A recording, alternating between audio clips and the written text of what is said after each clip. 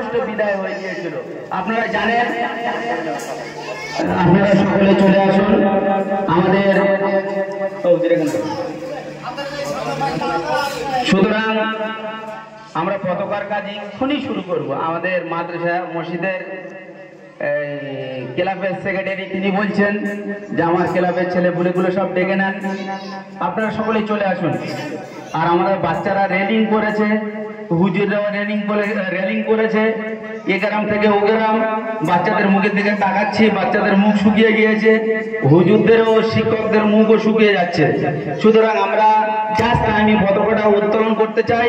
আপনারা সকলেই আল্লাহর রাস্তায় 5 মিনিটের জন্য আপনি সামনে আসুন। আপনারা ক্লাবের ছেলে, যুবক ছেলেরা আপনারা সামনে আসুন।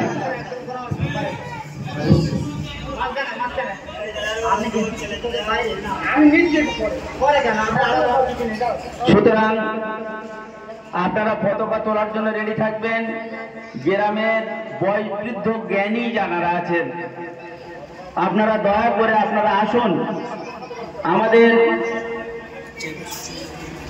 আসুন,